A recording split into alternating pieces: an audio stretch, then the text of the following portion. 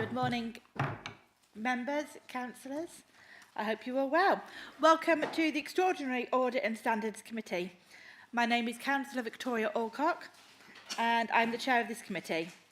Alongside members of this committee, I'm joined today by Marcia Eccleston, Head of Law Governance and our Monitoring Officer, Richard Burrell, Head of Resources and our S151 Officer, Karen Jones from Assets, good morning, Anne Banks, Senior Democratic Services Officer, and Kira Keller from Democratic Services. We also have Howard with us and he's sat at the back. I'll bring him in shortly. So good morning everybody. There is a planned fire alarm happening at 12 p.m. Just in case we do run over slightly, I would rather give you warning of it than not. But apart from that, if the fire alarm does go off, please make your way out of the building via the nearest fire exit to the car park beside the Windmill Public House opposite. Councillors, when addressing the meeting, please stand and ensure your microphone is switched on and that you speak directly into the microphone so it is picked up via the live audio feed. When you have finished addressing the meeting, please turn off your microphone immediately. Please do not move your microphone from its set position, and when speaking, ensure the microphone is directly in front of you and not to the side or high up. Please ensure everyone you have switched off or turned silent any of the devices that you have that may interrupt the proceedings. And please note that this meeting is also being broadcast live and members of the public not in attendance today are able to view the proceedings. We will now move on to the agenda. So, item 1 on the agenda, can I have apologies for absence, please? We have apologies from Councillor Ostrander and Mr Edward MacAllister-Smith. Thank you very much. Item 2, disclosure of interest. Do any committee members have any interests they would like to declare in relation to items on the agenda? No declarations? Thank you very much. Item 3. Outside Bodies Working Group Minute 2. Annual review of the outside bodies. Can I please invite Howard to present the report? Yes, thank you, Chair. Good morning, committee members. So the report before you today seeks approval of the current appointments to outside bodies. The Outside Bodies Working Group considered these appointments and the schedule and is recommending to the Audit and Standards Committee that the appointments be approved as presented with one amendment. The two appointments to the South Warwickshire Community Safety Partnership are now Councillor Gist and Councillor Alcock, who has replaced Councillor Pertigeller.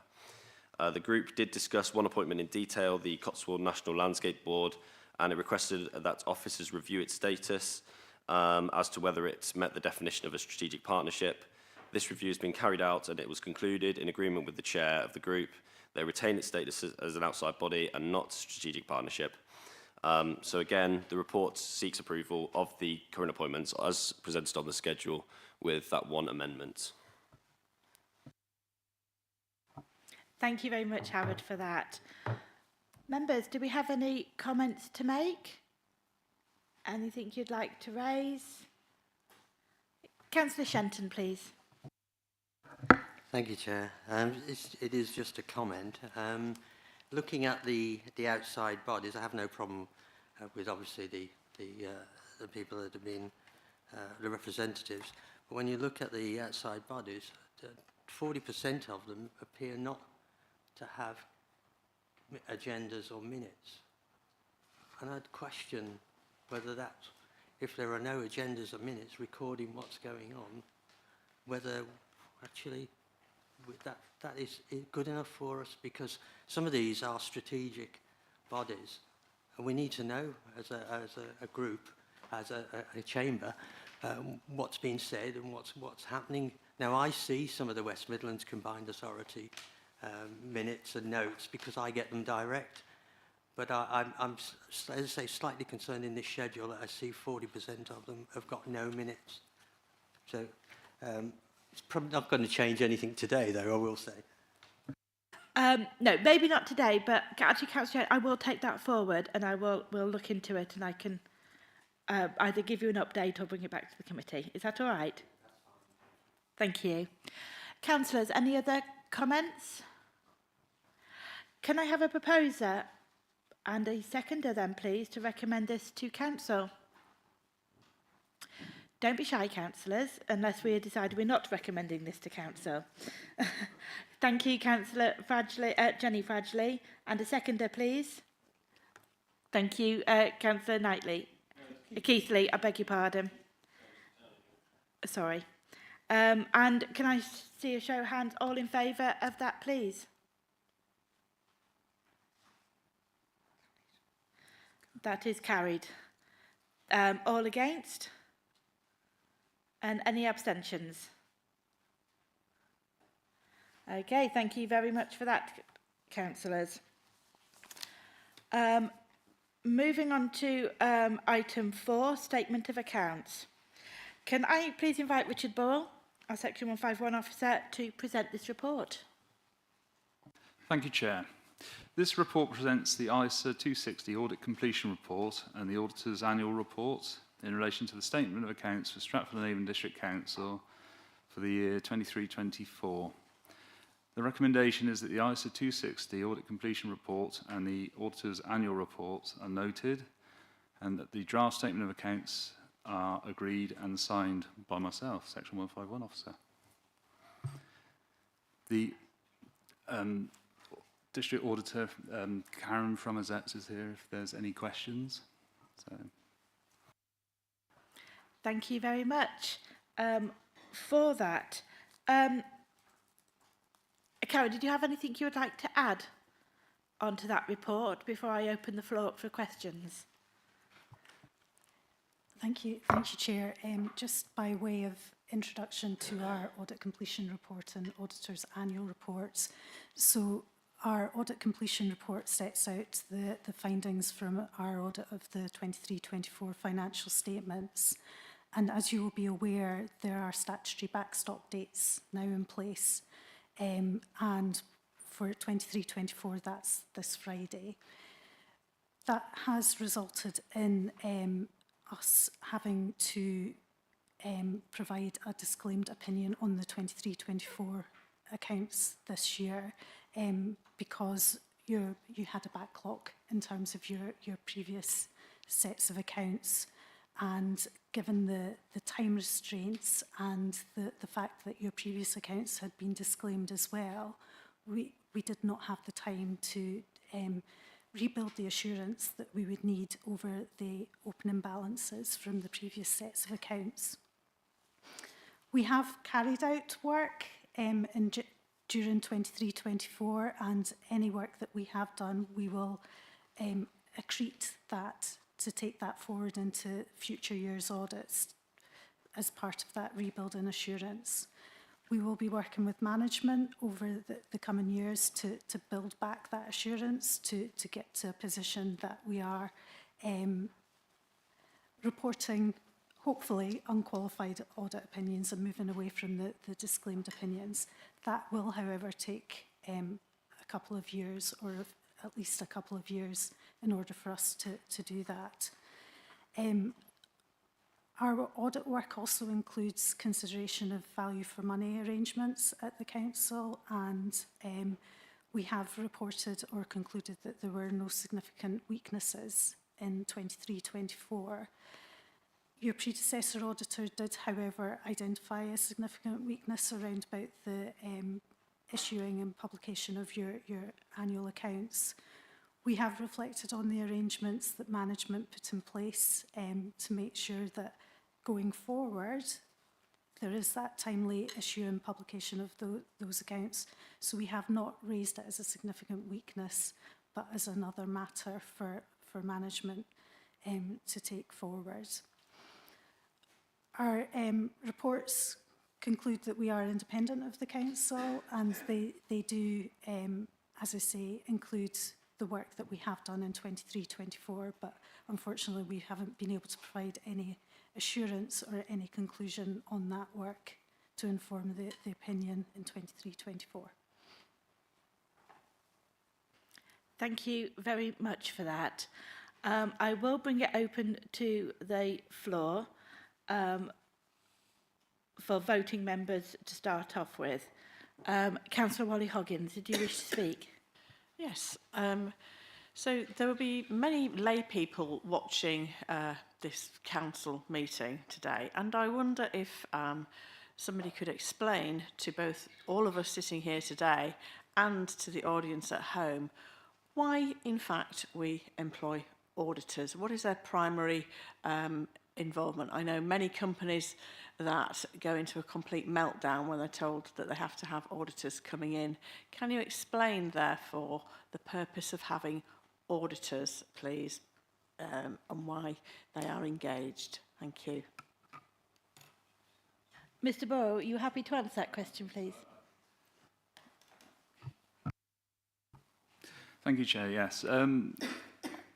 Probably Karen would be better placed, but I would say they are there to oversee the statements that have been produced, to look into the information that has gone into building up those statements, and to be satisfied that there's no fraud or irregularity or misstatements within those statements. They're an independent set of eyes that scrutinises the information that's gone into producing the accounts. Whether Karen would like to expand on that. I suppose expanding on that, it's under statute that local public sector bodies are required to have an audit, and it is around about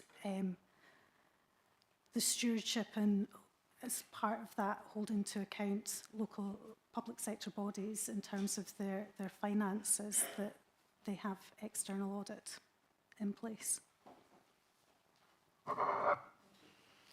Did that answer your question? Or did you have a follow-up question there? So if an auditor doesn't have time to look at accounts thoroughly and properly due to time constraints, how, and this is a question for both sides if you like, how should we be assured, if they haven't got time to audit properly, how should we be assured that actually there is no fraud or irregularity? I'm thinking really carefully here, because there's been a great deal going on in the public domain about, for example, Birmingham and the state of financial affairs there.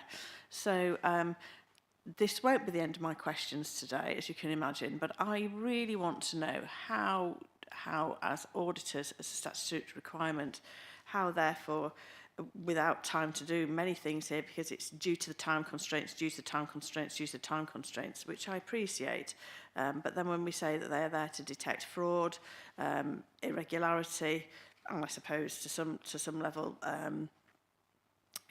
competency as well, how we can be assured that this set of accounts or this audit is good enough. Thank you. Thank you, Chair. The auditors came to Stratford District Council in early November last year and did a 6-week audit. So they have done an in-year, what I would call an in-year audit, looking at the transactions. But the time constraints that Karen refers to is the ability to verify the figures that were brought forward from previous financial years. So in an attempt to overcome that, we are revaluing all of our assets this year to restate to an external's point of view correct values. So we'll speed up that process. We won't have to go through the last 2 years to verify every single asset. That's where the time constraints come in. It's not that an in-year audit hasn't been done properly because there hasn't been time. It's just that there hasn't been time to verify all those brought forward balances that haven't been verified for 2 years. Again, unless Karen wants to add anything to that. I suppose a couple of areas. So the section 151 still has a responsibility. Karen, I beg your pardon to interrupt you. Would it be possible you could speak up slightly? Is that all right? Of course, yes. Thank you very much. The section 151 officer still has a responsibility in signing those accounts that he is comfortable that they are given a true and fair view of the local authority. As auditors, we are having to disclaim our opinion, so we are not giving an unmodified opinion to the council this year due to this statutory imposed backstop dates. We could, if they hadn't been put in place, we could have been auditing the 23-24 financial statements until we had all the necessary assurance from the missing years and, as Richard has said, the opening balances. But the statutory backstop has been put in place to try and address the backlog of outstanding audit opinions and signing of accounts. What I would say is Stratford are not the only local authority in this position. It is a national position. So we are disclaiming this year. Okay, thank you. Did you have a follow-on question, Councillor Wally Hoggins? And then I'll bring in... I know there's going to... This is the last of my questions today, but can you explain to me what does this backstop date of the 28th mean, and what kind of hell and fire will rain down upon any authority that doesn't complete or submit things by the 28th, please? What is the significance of this date and the consequences of not meeting that date, please? Mr Boy, would you answer that, please? Yes, thank you. Yes, special law has been put in place that has allowed this backstop date to exist. If we don't achieve that backstop date, as I understand it, a full audit would have to take place, which would then extend everything into the next financial year until all of those brought forward balances had been verified, and would subsequently impact and delay on the following year's statement of accounts. And so, therefore, so what effect would that have on the day-to-day running of the council, please? Certainly from a resource point of view, we're not resourced to conduct, because we still have to do the next statement of accounts, the 20, what year am I in, 24-25, because that will be due for completion from the 1st of April 25. At the same time, you'll be doing an audit of all the prior years, verifying those balances, and that's why Karen said this is going to take 18 months to 2 years to resolve, because it's not something that can be done quickly, because every single balance for the auditors to be satisfied they are correct, they need to trace them through from the last auditor's statement of accounts, which was 2020-21. Okay, Councillor Shenton, you wish to speak? Thank you, Chair. Yeah, I'm troubled by this disclaimer, because what I might have expected was a modified opinion, if you like, or a qualified opinion, but this is a disclaimer, and it's not as if this was not known about. This has been coming down the track for some time. We knew that there was going to be a change of auditors. We were aware of that. It's not as if it's just last year. We're going back to 21-22.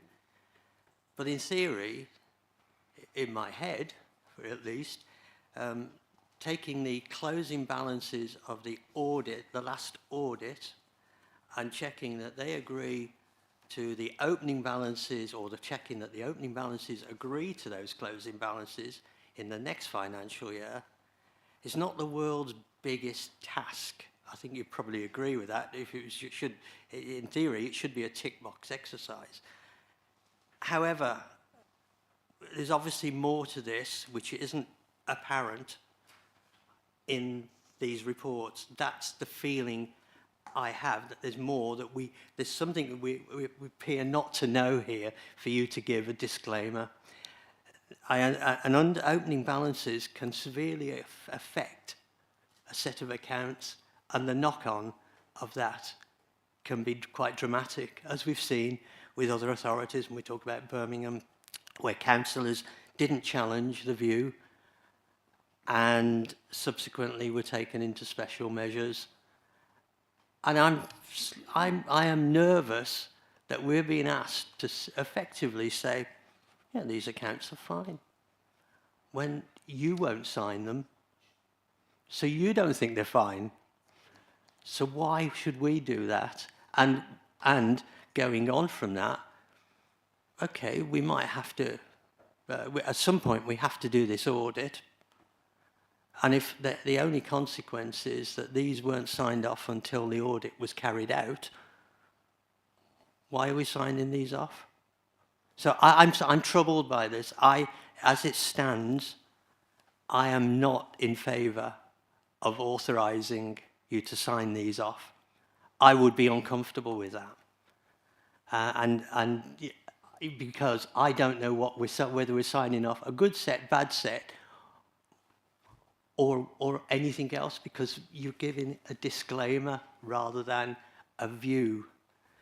And it's not criticism, it's where we are. But I could not put my name to this because of that it's a disclaimer. So I'm struggling with this because we've spoken about these opening and closing balances a number of times now. In my opinion, we've had plenty of time over the years to get this sorted. But unless there's something I am totally missing and not in these reports, and I've read them, and I'm not going to go through every highlighted item in here but that I've come up with. But, you know, I don't see how we could sign these off. I'll leave that with you. Mr. Ball, could you just clarify a couple of those points for us, please? There's not one or two balances to verify coming forward, and it's not, you say it's not a criticism of our staff here, and I certainly wouldn't like to think it was, because we've been sat here waiting for auditors that have admitted themselves they've been not AZETs, the previous auditors have been under-resourced and they haven't been there to be able to do the audit. That said, what AZETs have done is given you assurance that the transactions that happened last financial year they've been looked at, and any irregularities would be reported within this ISA 260. They've picked up on one item, an asset that we hold that we haven't declared, and that's within there. I've made the decision, because it was quite late in the day, because of the short time scale, that I wasn't going to reopen the accounts, and we'll incorporate it into the next set of accounts, and that's for a statue that we hold down on Bancroft. So transactions have been looked at. Reassurance has been given for the year in question. What isn't verified are those brought forward balances. And like Karen said, we're not unique. There are many, many authorities in this position. The government are trying to allow auditors the time to do proper audits, and in order to do that, it's got to be structured. We're not, AZETs are doing all of the district authorities in the whole of Warwickshire. It's not just us. AZETs needs the time, and they need the resourcing to do it in a structured way. So the way the government are trying to approach it is to have these backstop dates, get assurances from the years that you're actually in, and then chip away at those brought forward balances and to verify them. No, on paper it sounds easy. You know, what's in the bank on that day? All the numbers carry forward. That's an arithmetical check. That's been done. But when we say, for example, that we possess 21 refuse vehicles, AZETs needs to be assured that we started with, say, 18, we've bought 5, disposed of 3, and acquired whatever to arrive at that figure. And that's why every single line that has a bought for balance needs to be looked at. It isn't a quick job, and because it goes over 2 years, it's going to take a planned approach to achieve that with the resources that we and AZETs have. Thank you for that, Mr. Ball. Councillor Wolfe, please. I just really want to go back to the original question posed by Councillor Wally Hoggins. Why auditors? Now, I never profess to know anything about figures. In fact, I'm really bad at it. But I would rather there be a second set of eyes, second set of professional eyes looking at our accounts, rather than, you know, in-house marking our own homework, so to speak.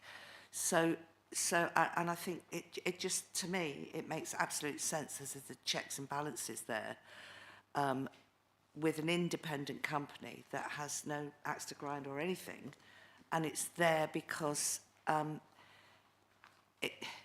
yes, it's there because, and I'd rather it was there, personally. Thank you, Councillor Rolfe. Councillor Wally Hoggins, and then I'm going to speak as well. Just to reiterate, Councillor Rolfe, it was not questioning why we need auditors. I completely agree that we have to have auditors, but I wanted clarification for everybody as to the purpose of auditors. And actually, there is a massive difference in that question. Thank you. Thank you. Just a couple of questions that I just wanted to raise. I've done a lot of training on this recently, and as Mr. Bull said, we're actually in a much stronger position than a lot of other authorities around the country at the moment, because a lot of them won't hit the backstop marks at all because of issues in the past. So for that, I'd also like to say thank you to the staff here for getting us to this position that we are in. It was quite scary to hear how behind others are, and we'll miss the deadline dates completely. This question really to Mr. Boer and also to the portfolio holder as well. I see at the back looking at me. Would it be possible to have a statement produced that could go into parish matters just to keep all our parish councils up to date with where we are in this process? Is that something that would be possible, please? Yeah, that's absolutely fine. Yeah, we can do whatever helps people understand why we're in the position that we're in, to be honest. Yes, I think in the interests of openness and transparency and keeping members of the public as well informed as possible, because accounts and local authority accounts can appear to be a dark art. But just also reiterating what Karen has said, and Mr. Barlow said, that it is a statutory requirement that we have external auditors holding us to account, and we're well aware, and Mr. Barlow is certainly very well aware of a number of local authorities that have got into really serious trouble through not having properly audited accounts. We are where we are. The backstops have been imposed by central government, and I would agree that it's essential that we do meet those dates. Thank you. Thank you, Councillor Curtis. Councillor Littlewood, did you wish to speak? Thank you, Chair. Unlike some of my professional colleagues here, I'm not an accountant, but I have been in business. And I do believe in looking at clear statements and cross-checking statements within the same document. So if I could draw the committee's attention to page 18 of the ASTET's report, the final paragraph states, as we will be issuing a disclaimer, we've talked about this, so please bear with me. As we will be issuing a disclaimer of opinion, we have not considered whether there are any material uncertainties that would need to be disclosed in this financial statements. And then if I draw your attention then to page 42 of the pack, which is the draft letter of ASTEX, which will be printed on this council's headed paper. And under financial statements item 3, it says, the financial statements are free from material misstatements and misclassifications, including omissions. And then if we go forward to the next page, which is page 43, the final paragraph, which is paragraph 14 in Roman numerals, it states, I believe that the Council's financial statements should be prepared on an ongoing concern basis. I do not expect the Council to demise in its current organisational form.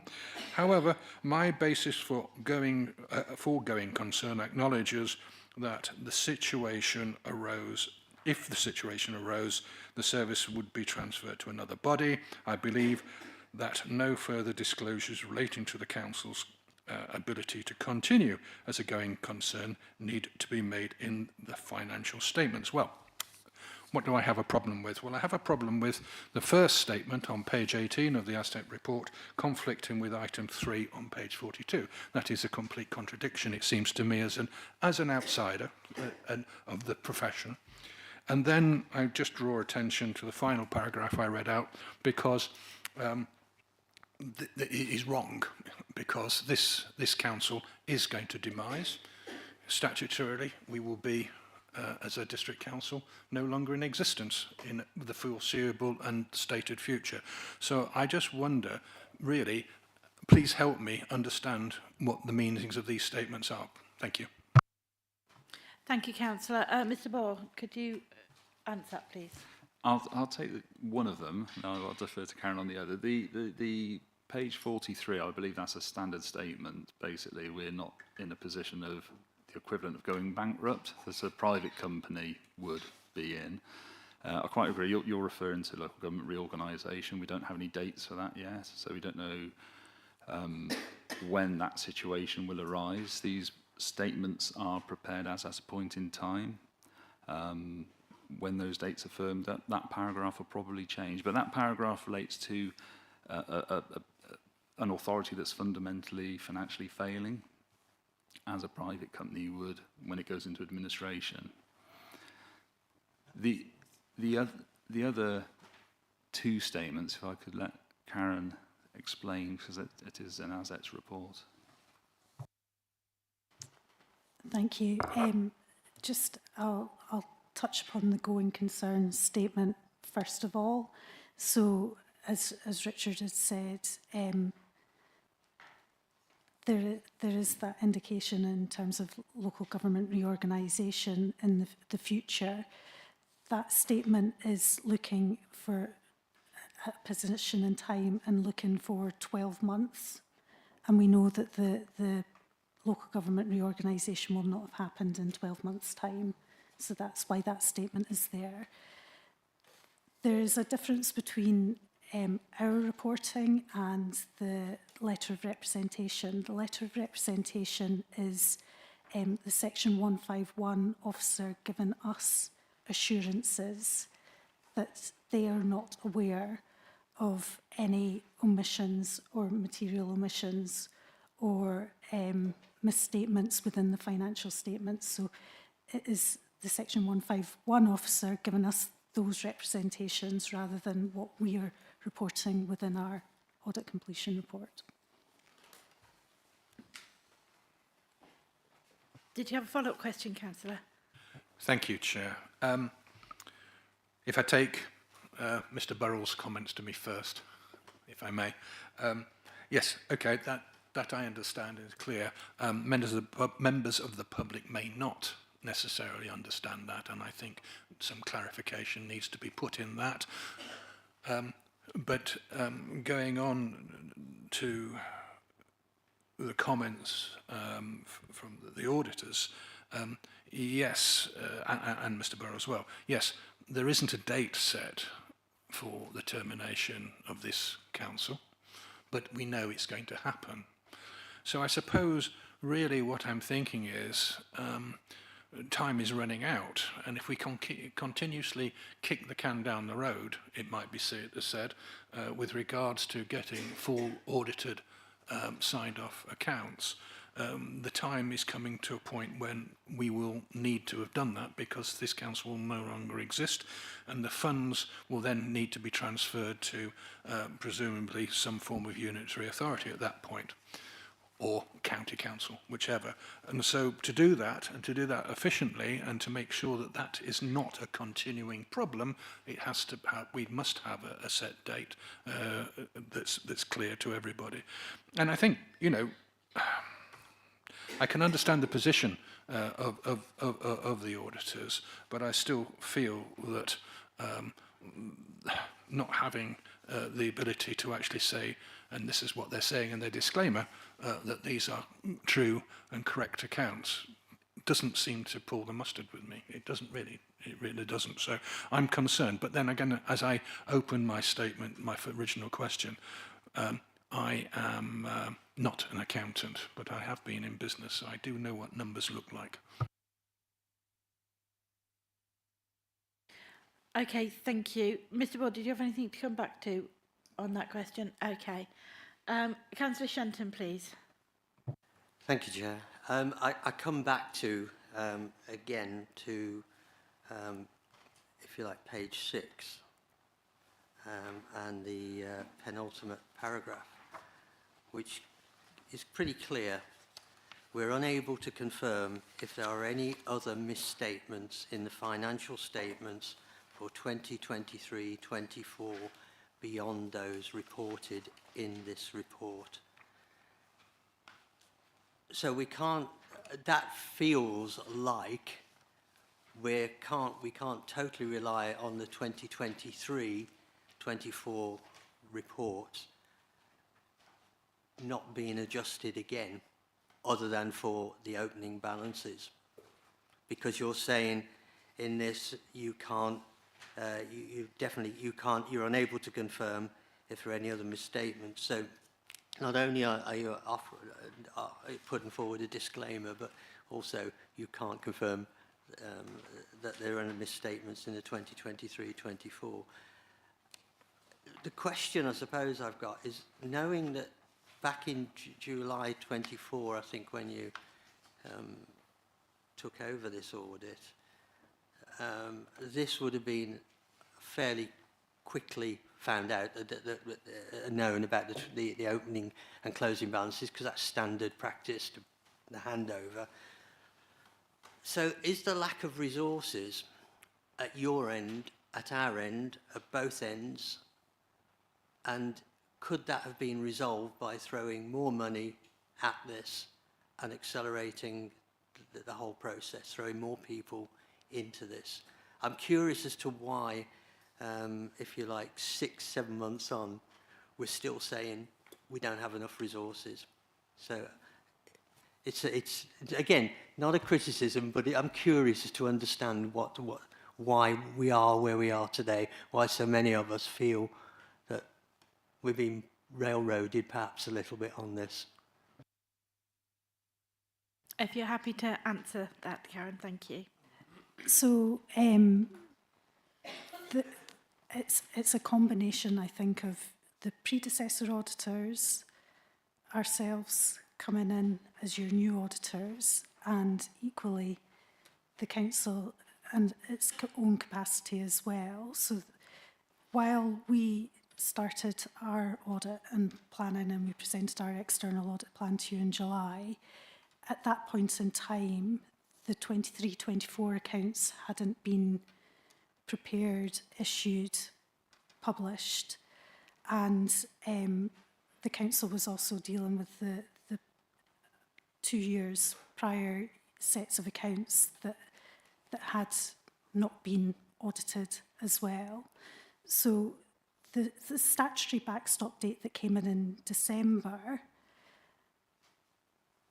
forced that completion of the previous sets of accounts audits.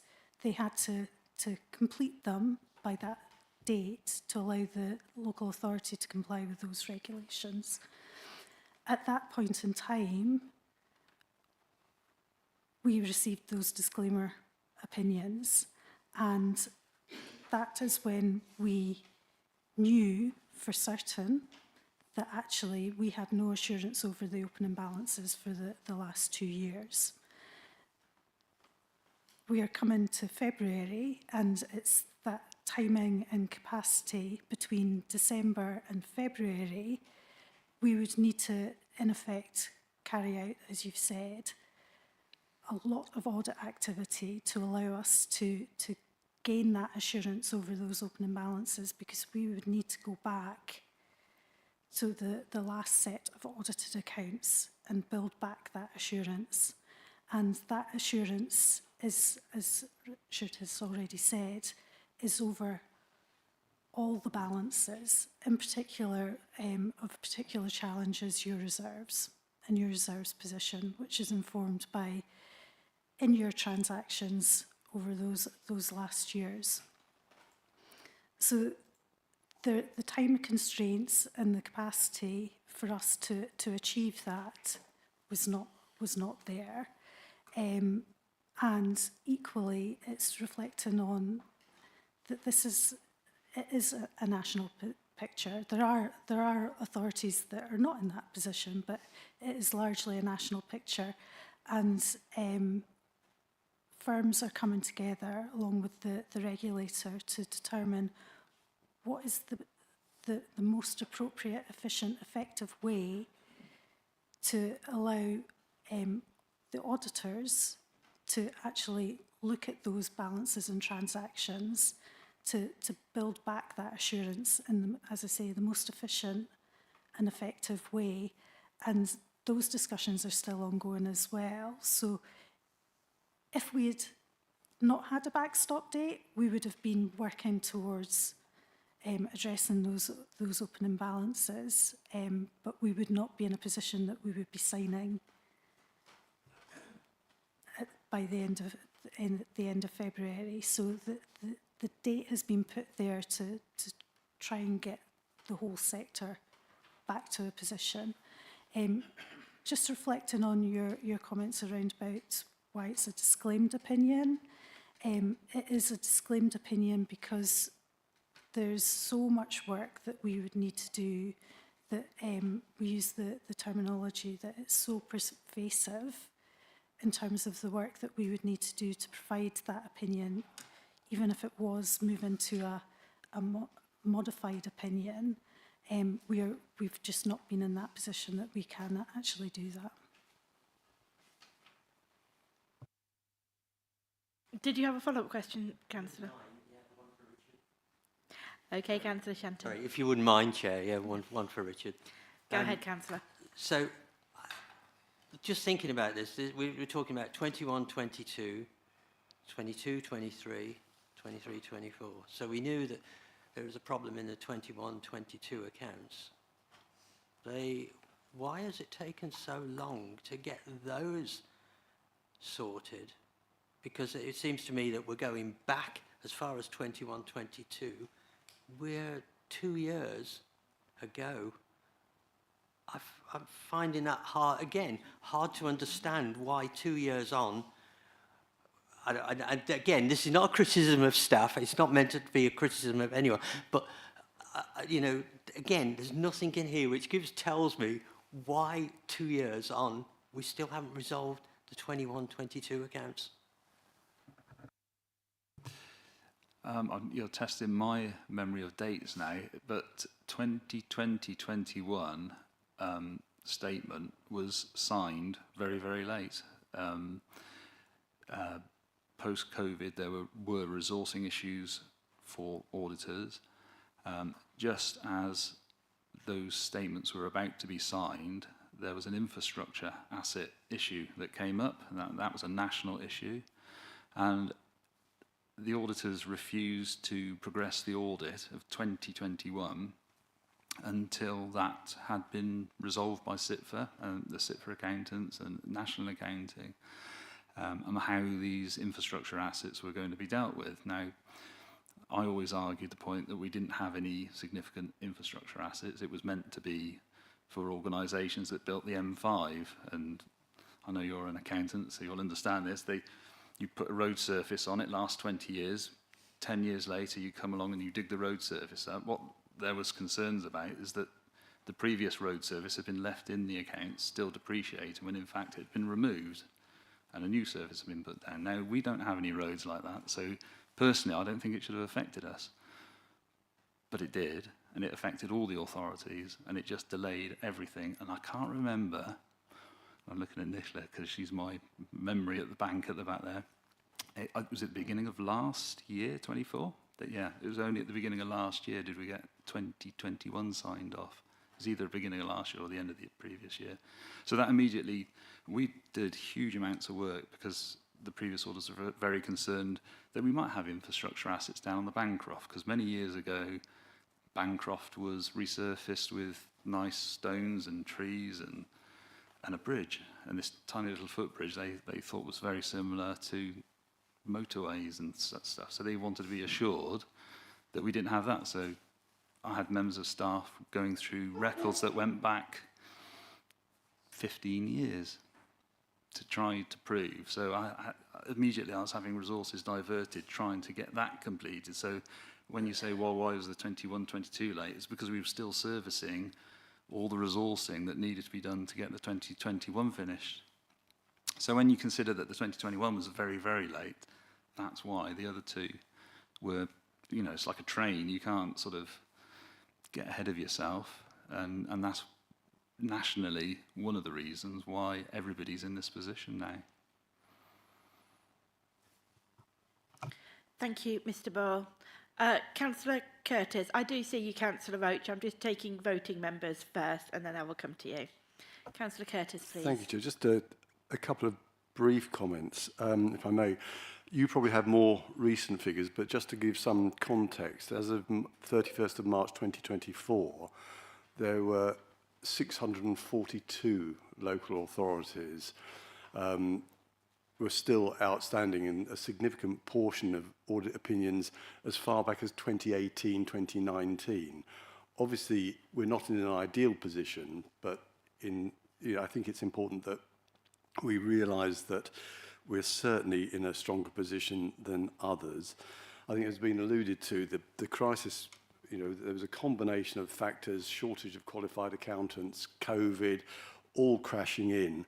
And just picking up Councillor Shenton's point about capacity, the staff here have been working very hard on these accounts, and Richard and I have, Mr. Barrow and I have frequent conversations about this. I think we also have to realise that obviously Stratford is the most important local authority, but assets are, I don't know how many other local authority accounts you're dealing with, but I'm sure assets has limited capacity that you can spend on any one authority. I think we just have to have a certain degree of realism and pragmatism going forward. So thank you, Chair. I just want to make those comments. Thank you, Councillor Curtis. Any other comments first from voting members? Councillor Keithley, please go ahead. Thank you, Chair, if you don't mind. I mean, there's been some really interesting questions challenging you, Richard. This is a question to Richard. I suppose anybody looking into this is going to be asking, well, if we do sign these off with the disclaimer, what actually is the risk? And how quickly are we going to catch up with this backlog of assessment of these opening balances and the reserves position? Is that something you could give a clear answer to for us, please? Yep, certainly. Well, I can give a clear as to how I understand it as of today. What's the risk? Well, the risk, we have had an audit done. It started, like I say, at the start of last November. It lasted 6 weeks for all the in-year transactions. So you can be assured that the items that are recorded in there that relate to 23-24 are correct and have been looked at. We're actively working with assets to come up with a programme that addresses the brought forward balances as speedily as possible. Ordinarily, we would instruct our valuers to assess the value of our assets. Normally, it'd be 1 year later. There is a cost associated with this, but what we're going to do is bring that forward a year. So at the end of March 25, all of our assets will be revalued, so we'll have an independent assessment of what those assets are valued at. So that means that assets don't have to go back through the last 2-3 years to work out what's happened to property values. They will have a statement there from an independent valuer that gives that assurance.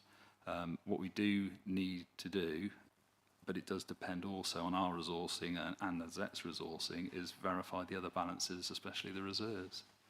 So in our conversation, we've talked about the next 18 months to 24 months to get those assurances done. We know that the next set statement will be still qualified, and hopefully not the one after that, but possibly. A follow-up question, Councillor? Yeah, please. Thank you for that, Richard. So just to be clear then, so as far as the transactions in this particular year are concerned, the last financial year, you're satisfied that the auditors have been through that and that all that is in order. You've said that you're going to bring forward a revaluation of all our assets within the next, did you say the end of 25? It'll be at it'll be as at the 31st of March 25. So the end of this next financial year. Yes, when we produce the 24-25 statement, the top half of the balance sheet that's got all the assets in will have been verified by an independent valuer. Okay, so that's revaluing all our assets. So we got a baseline position with that. And then the last thing you said is just going back on the reserves. It's going to take some 18 to 24 months, you've just said, if I understood right, to get a proper handle on those reserves, that reserves position that there is some uncertainty about potentially. And that's how long we would need. Uncertainty of how long it will take, but I'm somewhat in Azet's hands as to their ability to. Okay, well, I think that. For me that's some reassurance as to the position we're in. Thank you, Richard. Thank you, Councillor. Councillor Shenton. So just to clarify, Richard, you've said that talked about the motorway, if you like, and assets.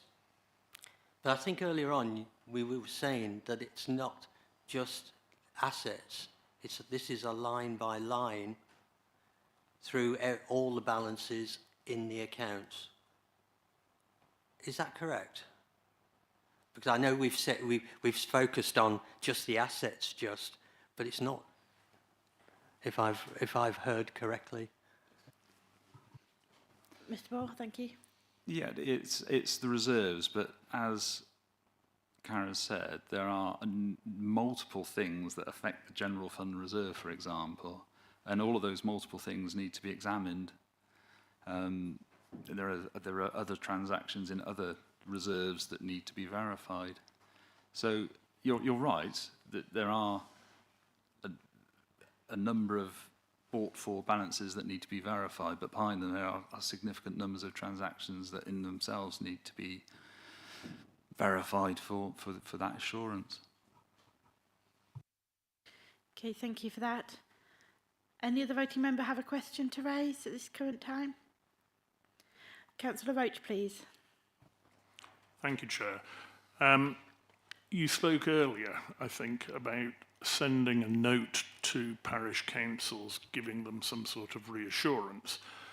I'm intrigued as to what assurance you can give them, given that we've got several years of accounts that cannot be relied on, that don't have an audit opinion, and that have been prepared on a going concern basis, even though the auditors and the officer cannot verify the asset balances and presumably cannot verify the liability balances, and therefore the reserves that we were just talking about there are uncertain, and it is the reserves that mean that this council is either a going concern or not. And if those can't be verified, how are you going to give assurance to parish councils and in fact council taxpayers that the £80 million of income that you derive every year is going into a local authority that is soundly financed? Okay, thank you. I'm not sure if that's actually possible to answer at this time because I only just threw it on you, 40 minutes ago. That could be something that we need to work to. Do you have an answer for the councillor? Clearly, I'm a qualified accountant, and I've been overseeing the production of these accounts, and it's my responsibility to sign the letter of representation that states I'm satisfied that those accounts have been prepared.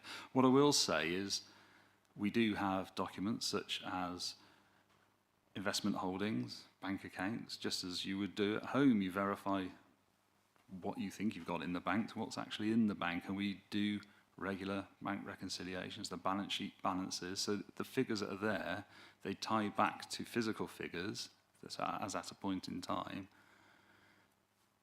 So from my point of view, I'm satisfied that those statements are correct. What we need is the independent view of the auditor to verify the brought forward balances that have been not looked at as part of a standard audit from a previous financial year.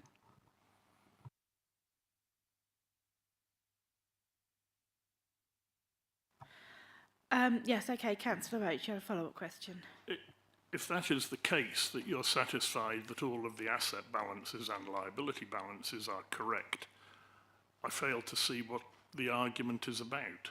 If you are satisfied and can satisfy anyone else that those balances are correct, why have we not got an audit opinion? We don't have a qualified audit opinion. We've got no audit opinion at all.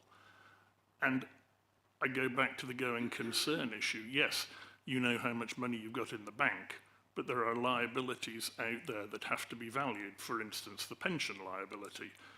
I could take that to task quite easily, but I'm not going to. But I fail to see, if you are satisfied with the balances, why the auditors can't give an unqualified opinion.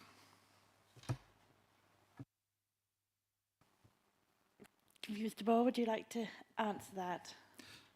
Well, just for the very reason, from the very first question, we need an independent set of eyes to verify the figures that I say I'm satisfied with. And it's the same with any business. You know, the business pulls together using their accountant's statement.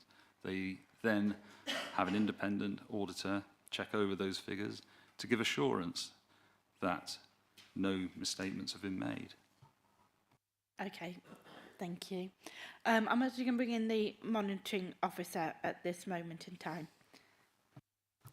Thank you, Chair. I just had a very quick question around this, and it's really this.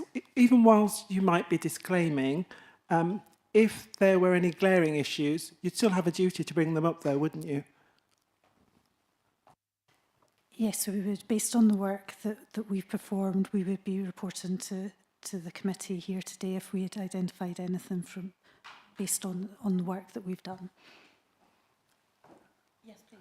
And have you identified anything? We've not identified anything that we would deem significant. Our findings do in our audit completion report. We haven't identified any key recommendations, I'm going to call them. The recommendation that we did make is around about the timeliness of the issue of the annual accounts. We did identify some adjustments to those accounts that are in front of you today based on the work that we performed, and they're included in the report as well. But there's nothing that we would deem significant. Okay, thank you for that. Yes, Councillor Gale, please. Thank you, Chair. Looking at this from the outside, what it appears to me is that possibly a solution is for the auditors to put a little schedule together saying that all the transactions have been reviewed and are completely verified, and put that into here and say, but these are the items that we wish to address. Then in the report, it's very, very clear to anybody reading it that all the transactions, and you've confirmed that many times, the transactions and that is all okay. It's the periphery. So to me, if there was a statement in here to that effect, clarifying why the disclaimer is being put, that could be a solution to the issue. Thank you for that, Councillor Gale. Karen, did you wish to come back on that? I will warn you, the fire alarm is going to go off probably in about a minute. Okay. Unfortunately, we are not providing that, I'm going to say, positive assurance. That is the whole premise of us issuing a disclaimer opinion. So we have set out in our audit completion report the work that we have done, but we are not in the position to give you that positive assurance over those transactions and balances. Thank you. Councillor Littlewood, please. Thank you, Chair.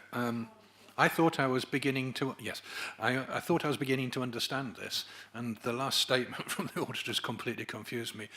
We have agreement that the transactions check out.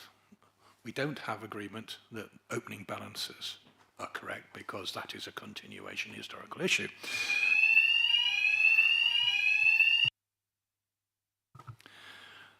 That's a full stop.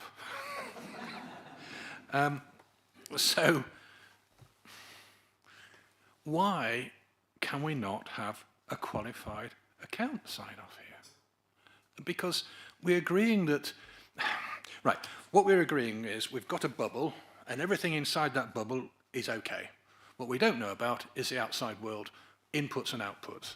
Well, what we're interested in here is a qualified saying, look, on a day-to-day basis, in this last financial year, that everything checked out okay. However, we're not sure, because of the history, about the opening balance. We know what the closing balance was, bar that adjustment. So I don't see why the auditors are putting, frankly, an impediment and kept us here for the last 2 hours discussing it. I'm sorry, I just don't understand. So please, please, please convince me otherwise. Karen, are you happy to answer that? So our work, what we are saying is that the opening balances have an impact on many areas of those financial statements, and we are not able to provide a modified opinion where we're saying actually we've managed to audit those financial statements except for, and put an opinion like that. It is that actually the issue with the predecessor disclaimed opinions and the transactions that we need to audit and have assurance over is so pervasive on those 23-24 financial statements that we have to issue a disclaimed opinion as well. It's not that there's just isolated balances that we can ultimately then provide a modified opinion on. Thank you. Councillor Wally Hoggins, please. Yes, it's quite easy for councillors to sit in sort of ivory towers, really. And what I need, because this is going to go to a vote, I assume, in a moment, but what I need to know is that if councillors individually sign off on these accounts and then at a later date there's found to be discrepancies, what are the consequences for the councillors, please?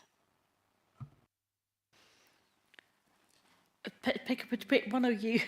Which one would like to answer that? Thank you, Chair. I'd simply say this.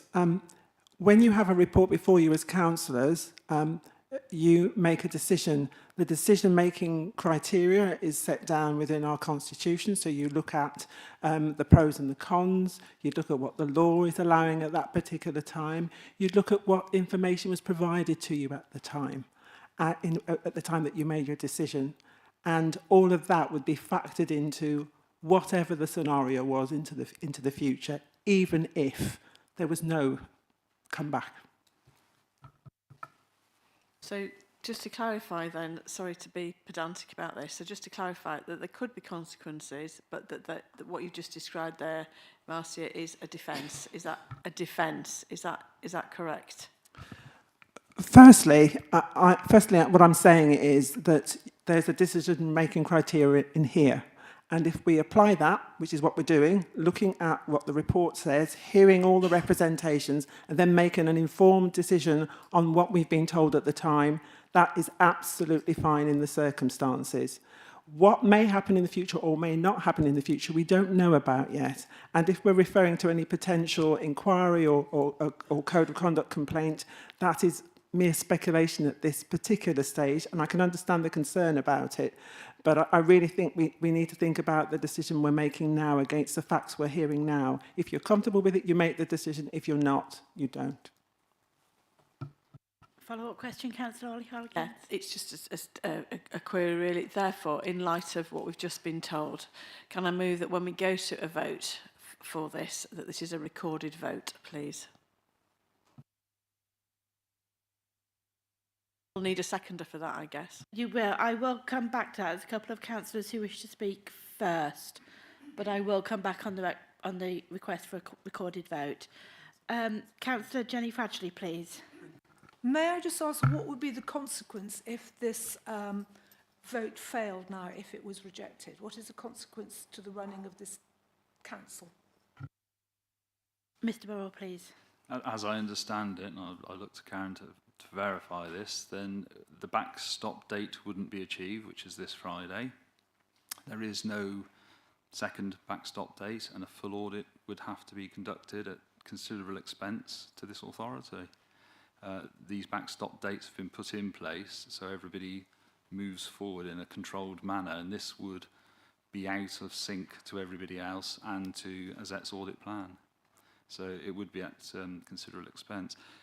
Could I just mention something further to what Marcia just said, and to what Councillor Wally-Hoggins said? Had AZET sat there and presented a report saying they've got grave concerns with the in-year transactions and that this was stated wrong and that was stated wrong and they couldn't verify what was in the bank at the end of the year, I really wouldn't expect you to sign the accounts off, but they haven't presented that picture. They haven't said or raised concerns that you should be aware of and should be hesitant on signing off something with. That's all I wanted to say. Thank you, Mr Burrell. Mr Shenton, please. Yes, I'm Relegated to Mr. Shenton, am I? I am so sorry. No, I okay. apologise. I'm teasing, don't worry. I apologise, Councillor. Sorry. I could come back to the line that I quoted earlier on, which is we are unable to confirm if there are any other misstatements in the financial statements for 2023-24 beyond those reported in this report. It doesn't say there are no misstatements. It says quite clearly, and please correct me, Karen, if I'm wrong, it says quite clearly we are unable to confirm.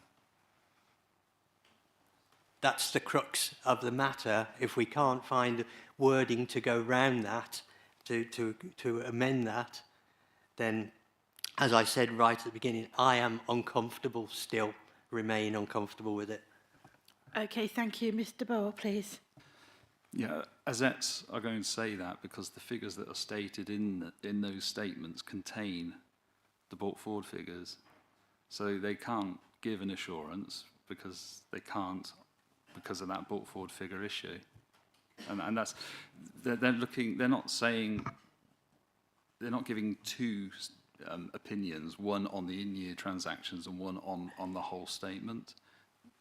AZETs give an opinion on the statement provided that contains both in-year transactions and the brought forwards.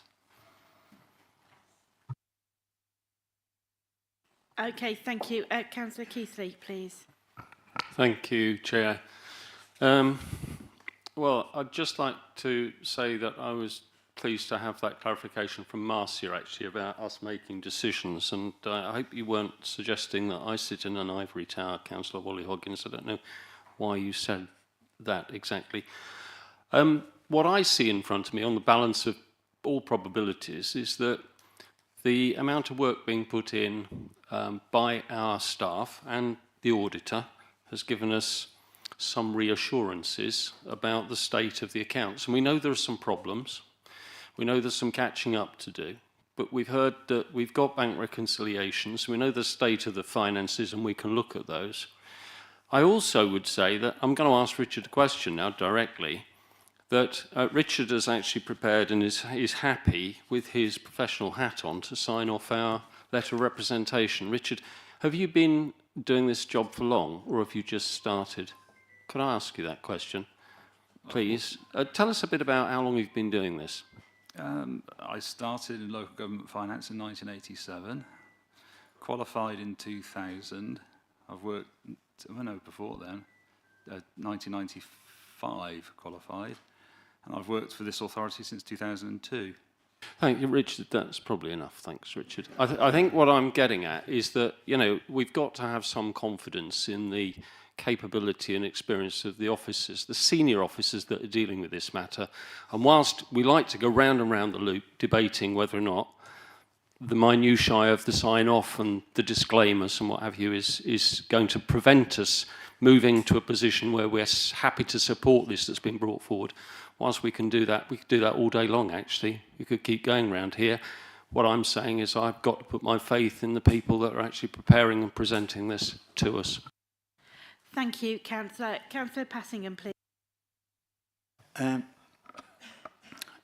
you. The recommendation that we're being asked to vote on, if I read it out, says that the ISA 260 Audit Completion Report and Auditor's Annual Report be noted, and the draft Statement of Accounts for 2023-24 be agreed and signed by the Section Officer, Section 151 Officer. So I don't see any problem that. We're noting what we've been told. Richard is happy with them as draft accounts, which he stated, because we need to get the assets sorted out and verified. So I don't see any problem in voting on that. Thank you, Councillor. Councillor Littlewood, please. Thank you, Chair. Yes, I think it's been made clear, all the speakers that have spoken today, that there is absolutely no criticism being levied at the officers. There's no, if any sense of that seemed to come over, I'm sure all councillors here would be very, very reassuring that that is not the case. We have every faith in the officers. However, what we have been talking about is the report and how it's written and some statements in it. So Councillor Keithley, please be assured that no criticism from this side anyway. Finally, I would like to second the motion that we've already had before us, and I'm happy to do so, and we'll reserve the right to speak later. Okay, I will come back to that in just a moment's time. Thank you, Councillor Littlewood. Councillor Shenton, please. Just to echo what Malcolm is saying, certainly not questioning capability or commitment or the amount of work that's gone into this at all. It's the fact that it's a disclaimed opinion. That's the crux of my concern. And if we're going to talk about CVs, well, we could trade experience all day long, as you know. It's irrelevant. You know, you're a chartered accountant like I am, like Mr. Roach, I believe, as well.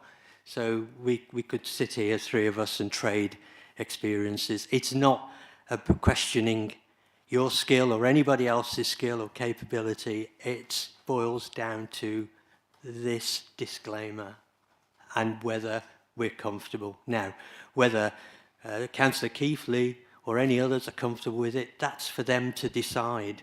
I'm not trying to persuade everyone to vote, if you like, to vote against this, but I'm saying how I feel about it. It's for everybody else to decide. My opinion is that I'm still uncomfortable with it in its current format. Thank you, Councillor Shenton.